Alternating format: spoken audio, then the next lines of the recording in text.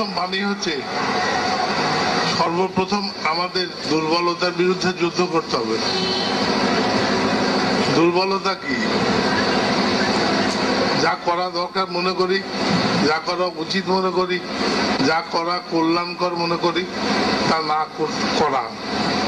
করতে পারি না। কেন? পেছন দিক থেকে টানে, নানা রকম অসুবিধা ফিল করি, শেষ পর্যন্ত ভাবি যে করব, করা হয়ে ওঠে না। এটাই তো দুর্বলতা। পেছনে টানে, কি টানে?